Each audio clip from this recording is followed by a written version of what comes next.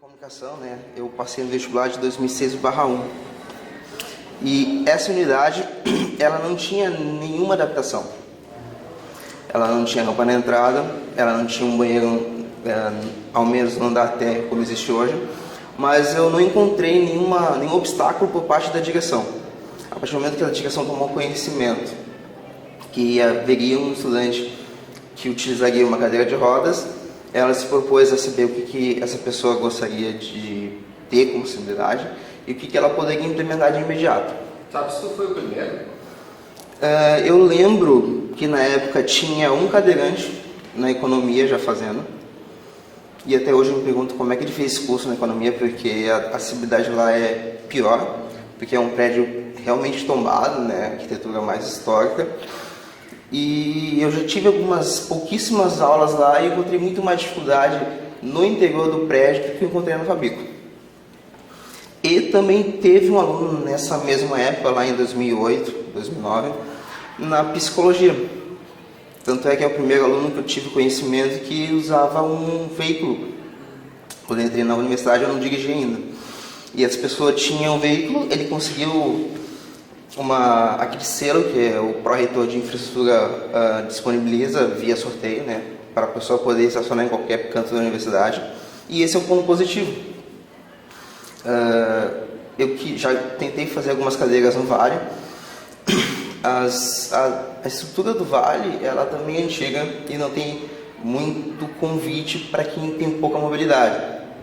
Na entrada, antes de chegar no mesmo nível dos prédios, você já pode observar isso. Então, nesse tempo em que eu fui interpelar, né, o pró-reitor de infraestrutura, ele disse: olha, nós vamos fazer um estudo, daqui a uns 2 meses a gente dá um retorno para ti. E nesse estudo, naquela época a universidade não tinha tanto recurso ainda. Ele disse: olha, está muito caro, está muito oneroso, não é por falta de vontade, mas por falta de orçamento. Mas se tu hoje dirige, de repente a gente pode te oferecer um selo para te poder estacionar em qualquer lugar da universidade. Então esse selo eu consegui, tive mais fácil acesso no campus do Vale, no campus do Centro e na própria Fabico. Então são medidas que a universidade acaba se adaptando a partir do momento que ela precisa reagir a uma necessidade. Ela ainda não é um convite aberto para qualquer pessoa. Mas a gente também tem que se questionar enquanto universidade, assim, o quanto a gente consegue receber essas pessoas. Tá? A universidade ainda não é inclusiva. Isso é uma verdade, porque vocês têm quantos colegas com deficiência física? Vocês já me disseram, nenhum com deficiência visual, nenhum com deficiência auditiva, nenhum com deficiência intelectual. Já teve um que era um colega. Um cadeirante. Então, assim, é uma universidade inclusiva? Não. Tá?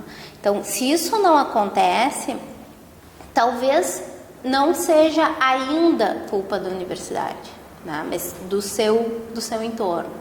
Mas a pergunta que a gente começa a fazer é: ok, esse meu colega chega à universidade e que condições ele encontra? Então, que condições o colega cadeirante hoje encontra na universidade? Eu percebo que a universidade ela não tem problema em reagir à necessidade de adaptação. Mas ao passo, a impressão que eu tenho é que em todas as unidades da nossa Universidade Federal do Rio Grande do Sul deveria passar algum tipo de deficiência para ela poder se adaptar. Porque hoje eu estou aqui e eu sei que o prédio da comunicação está mais acessível do que há um tempo atrás. Mas eu não sei se é o mesmo caso na medicina, no direito. A grande reclamação tem sido o campus do Vale, né? Então, esses dias conversando com o menino, o cadeirante ele vai poder fazer o curso da Fabico, mas nenhuma cadeira no campus do Vale. Então, quando ele me diz isso, né, o que ele está me dizendo? Que a autonomia de escolha dele vai até ali. Né? E se ele chega aqui hoje, que vocês acabaram de me dizer que está sem elevador, a autonomia dele também não é de assistir aula neste dia. Quando a gente tem esse tipo de coisa, daí a gente pode brincar assim, não, mas daí eu posso trocar a sala de aula, então ele vai assistir a aula do térreo. Vocês entendem que esse sujeito, ele não quer ser o motivo de todo esse transtorno. Então, é isso que a sociedade ela precisa pensar, não nesse sujeito como um transtorno, como uma ação que eu preciso de um cuidado especial, de um problema, sim.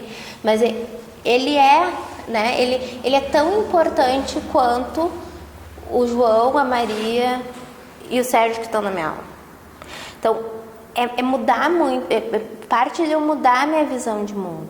Né? A gente tende a dizer assim, este aluno precisa de ele é diferente, ele precisa de um atendimento especial, específico. Não. Eu tenho 30 alunos em aula e os 30 são diferentes. Sabe? Se eu não olhar para cada um na sua singularidade, eu estou discriminando todos. Então, se o João não consegue subir uma escada, essa é a singularidade do João. Então, isso passa por uma mudança de postura e de pensamento da gente como sociedade. Talvez eu precise antes mudar como pessoa para pensar assim, né? Mas é importante. A universidade ainda não tem essa vivacidade. Nós temos agora, de 3 anos para cá, no entorno do prédio da Fabico, onde eu mais circulo, a tentativa de implantação de piso tátil. Mas ela ainda é meio esparsa, existe algum pedaço em frente ao prédio da Fabico. Existe alguma coisa no entorno do planetário. Mas essa organicidade de integrar uma sinaleira sonora que o deficiente visual possa ouvir para atravessar, com piso tátil, com rampa para cadeirante, com sinais visuais para quem é surdo poder ler aquele sinal, não existe. Talvez ainda seja um projeto a ser alcançado, ou um projeto em que algumas pessoas pensam que pode ser muito trabalhoso, mas ele tem que ser constante, tem que ser um passo de cada vez e que sejam ilustrações, acessibilidades, adaptações que se tornam permanentes e que esse permanente possa convidar mais pessoas a entrar no meio acadêmico, a ter acesso à universidade, a querer fazer parte desse ambiente. Mas a inclusão está diretamente relacionada com a acessibilidade. Porque se o espaço não é acessível, a pessoa não consegue ser incluída. Não. Eu acho que quando a gente fala de acessibilidade, a gente passa principalmente pela questão do sujeito de direito. Né? Aquele sujeito ele só vai ter possibilidade de ser incluído e possibilidade de ter acesso a tudo quando ele tiver acesso. Né? E acesso é, sim, a questão do acesso arquitetônico, do acesso físico, da escada, do elevador, do banheiro, mas não é só isso. Né? A gente, numa faculdade de comunicação, a gente tem que pensar também na questão do acesso ao material, à informação, à estratégia, isso tudo vai passar. Então, mesmo que a gente esteja pensando nessa acessibilidade numa organização específica, a gente não consegue desconsiderar todo o resto. Até porque, para eu chegar na organização, eu tenho um entorno, eu tenho o ônibus, eu tenho a rua, a calçada, a entrada, o portão, a porta, tudo isso vai estar tudo intimamente ligado.